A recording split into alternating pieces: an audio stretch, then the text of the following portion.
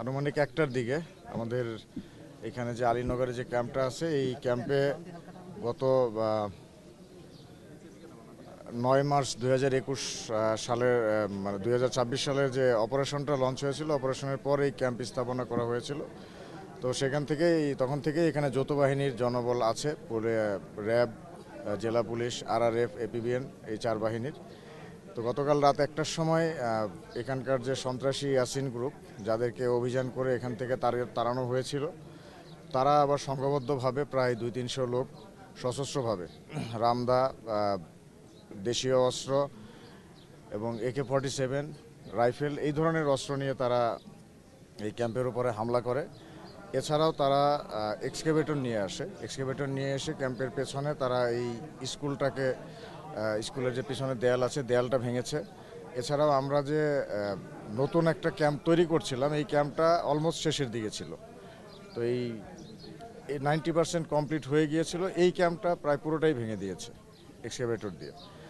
এবং আমাদের লোকজনকে যখন ফায়ারিং করে এঙ্গেজ করে রেখেছে, ওই সময় তারা ওই পাশের ভাঙচুরগুলো করেছে।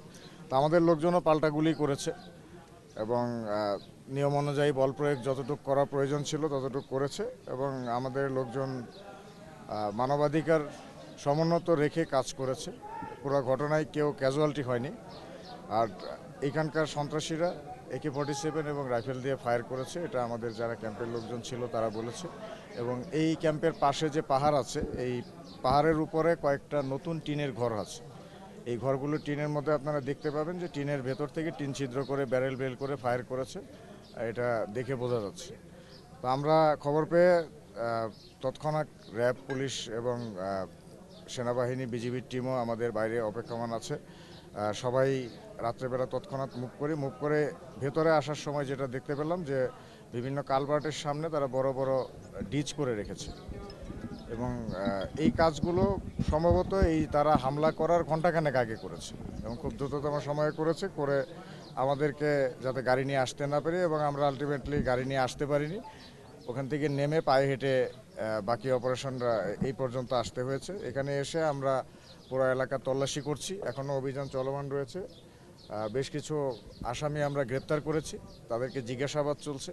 তো জিজ্ঞাসাবাদ শেষে হয়তো আমরা বিস্তারিত জানাতে পারবো যে কতজন গ্রেপ্তার হয়েছে।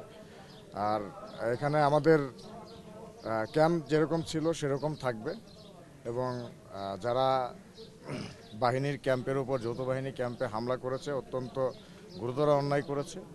এটার বিরুদ্ধে আইনানুগ যে ব্যবস্থা নেওয়ার সেই ব্যবস্থা গ্রহণ করা হবে। আচ্ছা, ওই ক্যাম্পে তো 31 তারিখ স্বরাষ্ট্রমন্ত্রী মহোদয় উদ্বোধনের কথা ছিল কিনা, এখন ওই প্রোগ্রাম ঠিক থাকবে কিনা?